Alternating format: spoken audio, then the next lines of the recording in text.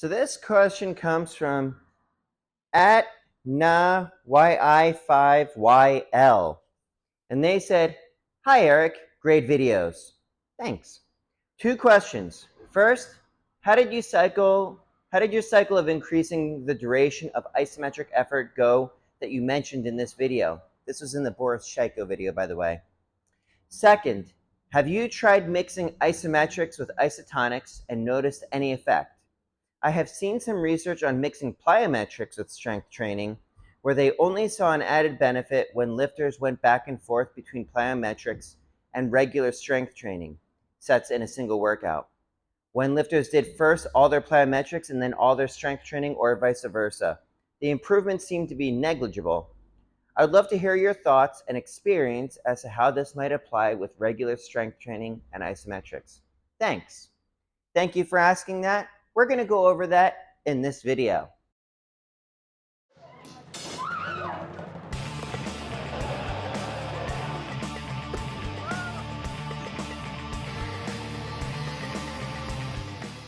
Okay, so because this is a loaded question, let's take this in parts. So first, how did your cycle of increasing the duration of isometric effort go that you mentioned in this video, the Boris Shaiko video, that is? Truth be told, I don't recall exactly including that in my program. What I think probably happened is I probably got a last-minute gig or strength performance.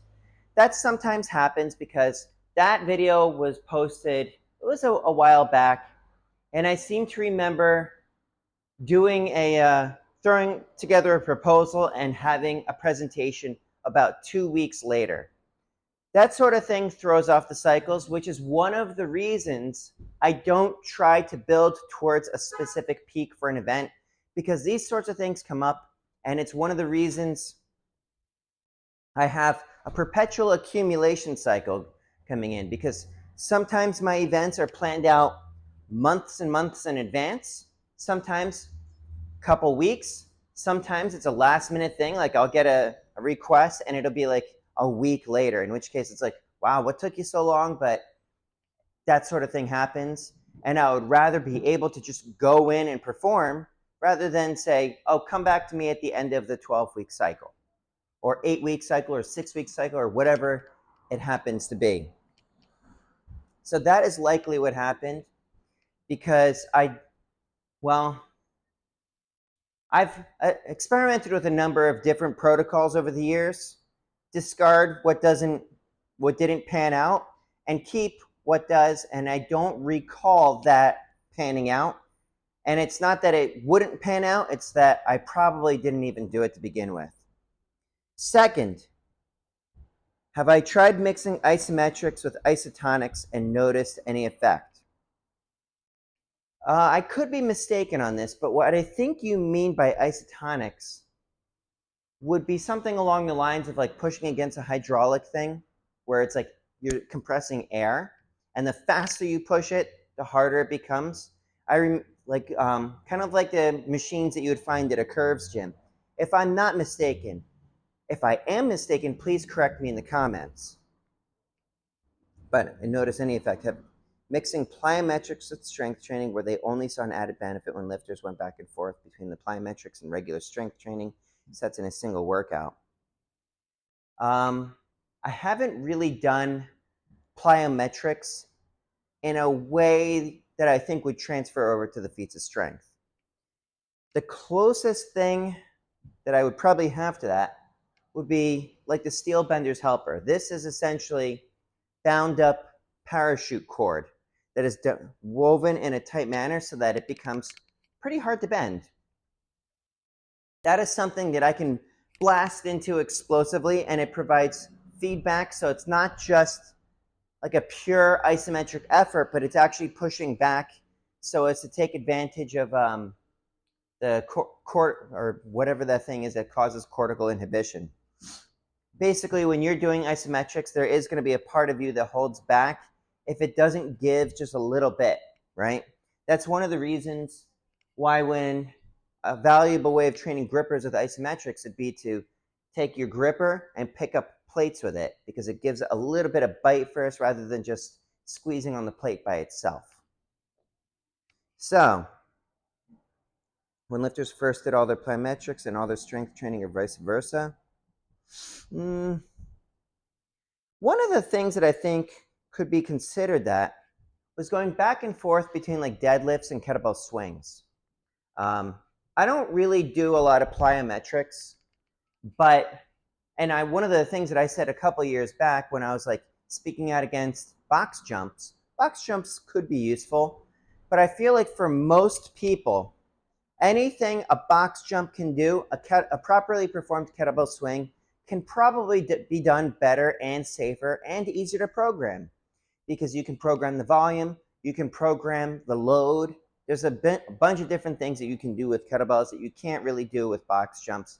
The only thing that you can do is maybe jump to a higher box, and that's hoping you make it to the top without gashing your shin open or something.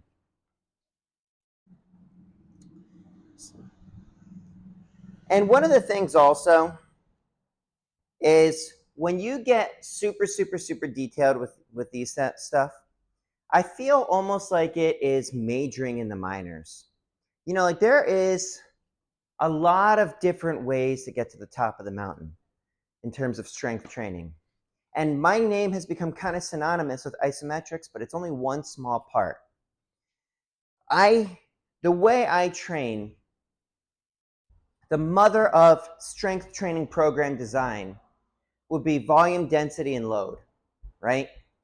If you can provide a meaningful jump in any one of those things, preferably all of those things, you are getting stronger by default.